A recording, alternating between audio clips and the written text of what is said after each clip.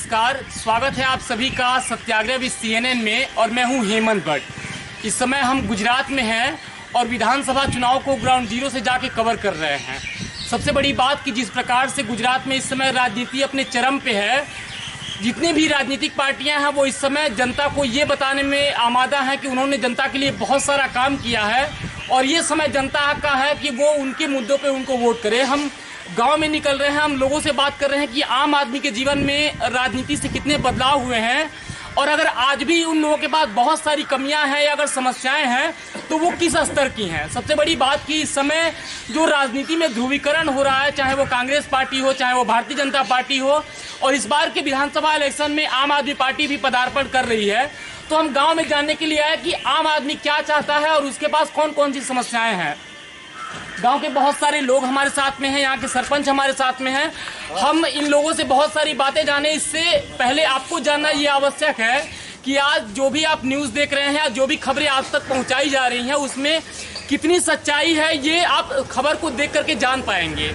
अगर आप न्यूज़ को देख रहे हैं तो वही कमेंट सेक्शन में जा करके बताएंगे कि आपको या आप तक जो सूचनाएं पहुँच रही हैं वो कितनी ट्रांसपेरेंट हैं। तो आप बने रहेंगे इस स्पेशल रिपोर्ट के साथ। धन्यवाद सर। शुरुआत करेंगे यहाँ के जो सरपंच जी हैं उनसे और उसके बाद सभी लोगों से बातचीत करेंगे। सर बहुत बहुत स्वागत है आपका CNN में। धन्यवाद सर एक बात बताइए कि अभी आप विधानसभा चुनाव के बारे में क्या कहना चाहेंगे, इसके बाद कुछ आपसे प्रश्न करते हैं। हमारे जो विधायक है जी, जो नितिन भाई पटेल साहब है जी, उसने हमारे विस्तार में अच्छा काम किया है। विकास के काम में बारे में खूब काम किया है। वो काम किया, इससे लोगों को लाभ मिला। सर नितिन भाई यहाँ पे 2 बार MLA रहे हैं। 2 बार MLA लिए, काम अच्छा किया। मगर एक प्रॉब्लम है, इसमें यही बताना चाहता हूँ, वो लोगों के साथ जो संवाद होना चाहिए, कम्युनिकेशन होना चाहिए, वो नहीं कर पा सकते। क्योंकि हमारे पास रोड है, रोड के पास से हमारा गांव आया है और विधायक हर रोज कम समय के बाद घर से निकलते हैं, मगर हमारे गांव की मुलाकात नहीं हुई है। इसके बारे में मैं अफसोस व्यक्त करता हूँ। हमारे गांव में आते, हमको मिलते, गांव लोगों को मिलते और कम्युनिकेशन करते और चर्चा करते तो अच्छा लगता है। उसके बारे में सोचना चाहिए कि हमारे गांव में आकर उसको जानना चाहिए कि गांव में क्या मुश्किल है, क्या तकलीफ है, क्या करने की आवश्यकता है। वो जो हम बता सकते हैं, उसको मुलाकात कर सकते हैं, कम्युनिकेशन कर सकते हैं, संवाद कर सकते हैं, तो उसमें से अच्छा काम हो सकता है, ज़्यादा अच्छा काम हो सकता है। अच्छा, आपका कहना ये है कि वो जीतने के बाद उन्होंने काम तो किया है यहाँ पे, लेकिन जो जनता से उनका जुड़ाव होना चाहिए वो कट गया है और वो जीतने के बाद इस गांव में आते नहीं रहे हैं, लगातार आए नहीं। अच्छा, आए नहीं। 5.5 साल में हमारे लोगों के साथ संवाद किया ही नहीं। इसके लिए हम अफसोस व्यक्त करते हैं। आप यहाँ पे सरपंच कितने दिनों से हैं? हम 5 वर्ष के लिए सरपंच रहे। 5 वर्ष में उसने मुलाकात गांव की लेनी चाहिए, वो ली नहीं है। और पास में गांव है, रोड के पास में गांव है, मगर आए नहीं है, इसलिए हमें दुख है। अच्छा, पहला प्रश्न आपसे ये करते हैं कि एक बात बताइए कि आपको क्या लगता है कि आने वाला जो समय होगा वो किस पार्टी के लिए यहाँ पे बेहतर होगा? गुजरात को देखते हुए क्या कहना चाहेंगे? इस गुजरात के में तो भाजपा के लिए अच्छा होगा जी, उसका प्रदर्शन भी अच्छा होगा जी, और जीतने वाला भी भाजपा का विधायक भी है, तो भाजपा के लिए अच्छा वातावरण है। आप अगर फोन बंद कर देंगे, शायद आपका फोन रिंग कर रहा है। अभी एक चीज आप समझ पाए होंगे कि इनका कहना है कि जो यहाँ के नितिन भाई पटेल जो कि MLA हैं, उन्होंने बहुत अच्छा काम किया है, नो डाउट।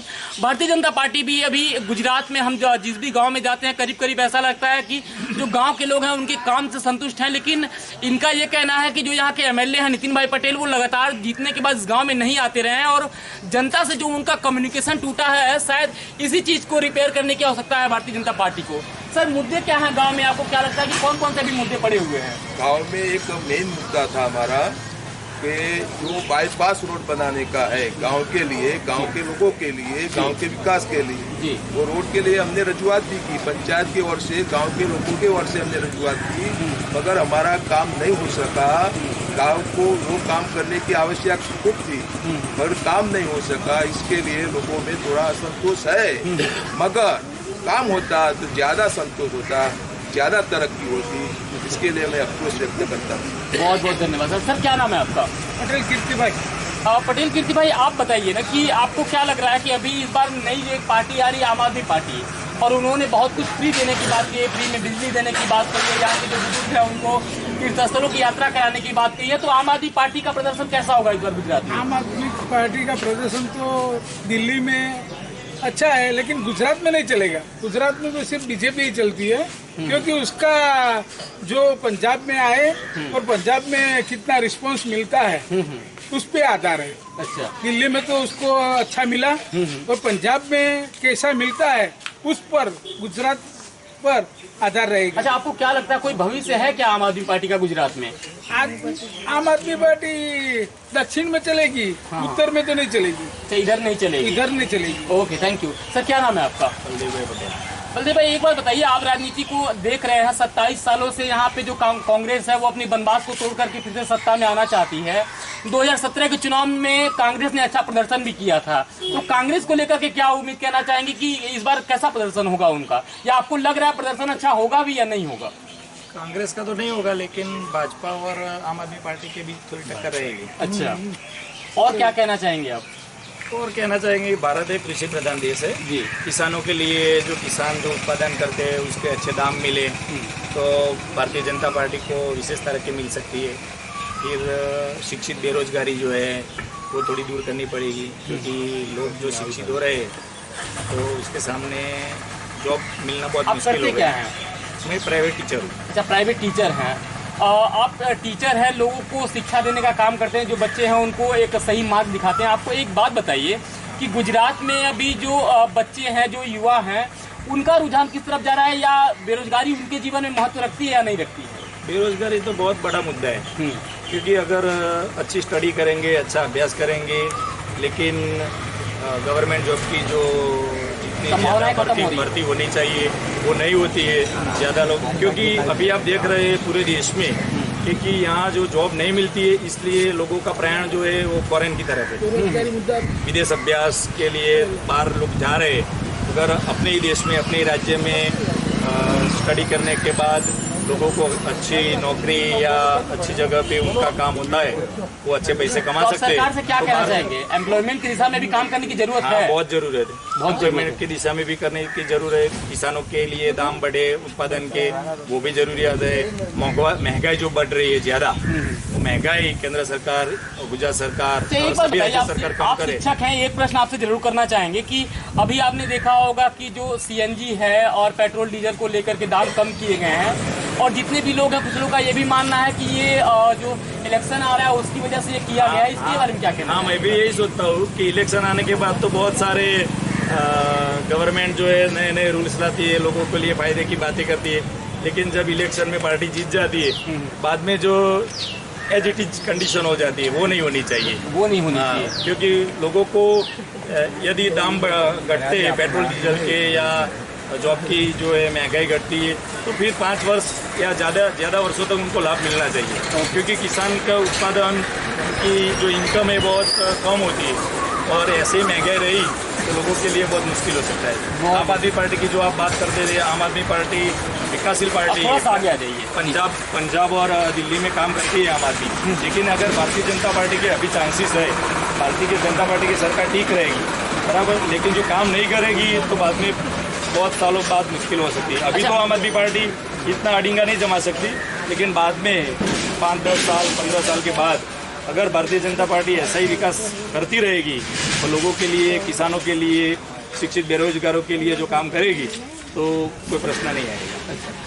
हम देश के लोगों से कहना चाहेंगे कि आप मुद्दे देख करके समझ पाए होंगे कि गुजरात के गांव में जो मूलभूत जो सुविधाएं हैं वो कितनी मिल पाई हैं, और आज भी अगर आम आदमी को बहुत सारी वस्तुओं की या बहुत सारी सुविधाओं की अगर ज़रूरत है तो वो क्या क्या है। इन्होंने बताया कि रोजगार के क्षेत्र में या कृषि के क्षेत्र में अभी बहुत सारे काम करने की ज़रूरत है, और आम आदमी पार्टी का क्या भविष्य। गाँव के और भी बहुत सारे लोग हमारे साथ हैं, उनसे हम जानने का प्रयास करेंगे। दादा, क्या नाम है आपका? एक बात बताइए कि आपने इतना समय से यहाँ की जो गुजरात की बदलती हुई राजनीति को देखा है, आपको क्या लग रहा है कि आने वाले समय में भारतीय जनता पार्टी का क्या भविष्य है? भारतीय जनता पार्टी है, थोड़ा सा आप लाउड बोलेंगे, थोड़ा सा तेज बोलेंगे। भारतीय जनता पार्टी है जी। मानो कि मोदी साहब है जी। ये लोगों ने जो काम किया है ऐसा काम आज तक नहीं है। अच्छा। लेकिन मानो कि पानी को एक गाँव में ला के और पूरे खेतों में पहुँचाना तो बहुत ही विराट कार्य है। अच्छा। विश्व में उसका नाम होना चाहिए ऐसा काम जो किया है। इसकी बहुत बड़ी भूल क्या है कि स्वामी विवेकानंद क्या बोले थे कि एक गाँव में एक भी आदमी अशिक्षित नहीं है, अशिक्षित नहीं होना चाहिए। ठीक है।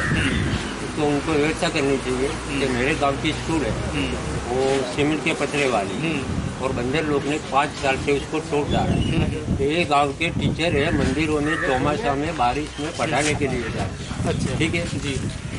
तो उनका ध्यान उसमें है ही नहीं। उसका क्या ध्यान क्या है, रोड बनाओ, ये बनाओ, वे बनाओ।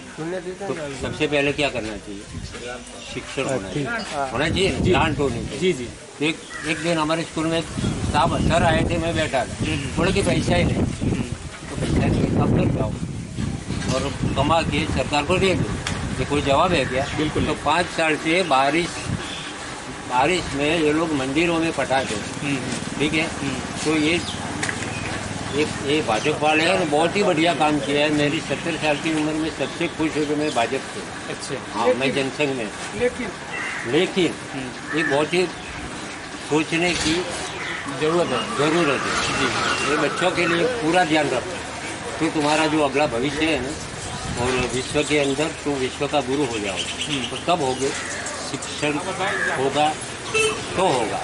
तो उनको ये बोलो तुम। हाँ, दूसरी बात है, मैं ओल्ड एज पास फ्री कॉमर्स किया, लेकिन 5वें साल के जो पुस्तक है मैं पढ़ने का शौकीन हूँ, तो मुझे ही मालूम नहीं पड़ता है। तो 10 साल का बच्चे को कैसे मालूम पड़ेगा? तो जो शिक्षण है ना, उसका उनको क्या बोलते हैं, बारीकम नहीं बनाओ। हाँ, बारीकम मत बनाओ, सहज बनाओ, बच्चे समझ सके ऐसा बनाओ। तो ऊपर विद्वान पंडित बैठे हो, लेकिन बच्चे हैं ना, वो विद्वान पंडित बनाने के तो पहले सिंपल से शुरू करो, बाद में विद्वता में ले जाओ, बाद में हाई पे ले जाओ।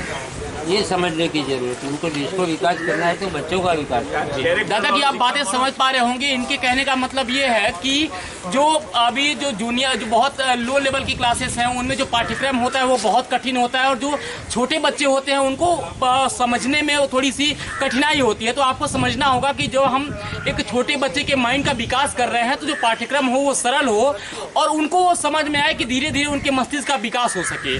और भी कुछ कहना चाहते हैं। शिक्षा के क्षेत्र में इन्होंने बताया कि किस प्रकार से अभी काम करने की जरूरत है, और स्वामी विवेकानंद का इन्होंने एग्जाम्पल भी दिया। और खास तौर पे एक बात है कि एक कहावत है कि जब माँ बाप ही हो अज्ञान तो बच्चा कैसे बने महान। लेकिन आज के समय में जो माता पिता अशिक्षित हैं वो भी अपने बच्चों को अच्छी शिक्षा देना चाहते हैं, और शिक्षा के क्षेत्र में जो अभी काम करने की आवश्यकता है उसी के बारे में शायद दादा खुल करके बोलना चाहते हैं। और क्या बोलना चाहेंगे, अभी कौन कौन से मुद्दे और हैं?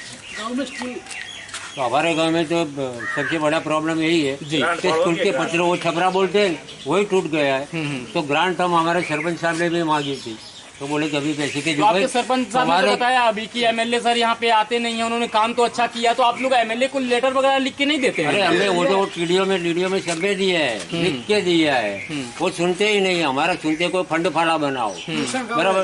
तो तुम वो जो खेडूत लोग है उसको आगे लाओ। खेडूत है ना, वो अपनी कमाई अपनी जात से बनाता है, अनाज पैदा करता है, और उनका भाव कौन नक्की करता है? सरकार नक्की करती है। ठीक है। तो ये जो पाक है वो ज्यादा पकेगा तो भाव घट जाएगा, और पाक नहीं बढ़ेगा तो ब्याह बढ़ जाएगा। तो बेचारे जो गरीब है, रंग के गरीब खेडूत, कृषि प्रधान देश है, तो सरकार का ध्यान किसके ऊपर होना चाहिए? किसान के ऊपर होना चाहिए। तो तुम उद्योगों का विकास करोगे तो ये गाँव वाले छोकरे लोग सिटी में चले जाएंगे, तो सिटी का विकास ही नहीं रहेगा। गांव का विकास करो, सिटी वाले गांव में ऐसा करो। ओके। तो आपकी यहाँ की बातें सुन पाए होंगे, गांव के सारे लोगों की बातें समझ पाए होंगे कि इनके कौन कौन से मुद्दे हैं और किन क्षेत्रों में अभी जो यहाँ के एमएलए हैं, जो सरकार के लोग हैं, उनको काम करने की आवश्यकता है। सबसे बड़ी बात कि जितने भी लोग हैं उन्होंने किसी ने भी ये नहीं कहा कि भारतीय जनता पार्टी का कोई विरोध है, और भारतीय जनता पार्टी ने अच्छा काम नहीं किया। नो डाउट उन्होंने बहुत अच्छा काम किया, लेकिन अभी जो सुधार की आवश्यकता है वो शिक्षा के क्षेत्र में, किसान के जीवन में बहुत सारे सुधार की आवश्यकता है। अभी जो स्कूलों की मरम्मत है उसके ऊपर ध्यान देने की आवश्यकता है, और भी बहुत सारे मुद्दे हैं गाँव में। तो आप बने रहेंगे स्पेशल रिपोर्ट में हेमंत भट्ट के साथ। बहुत बहुत धन्यवाद आप सभी का। नमस्कार।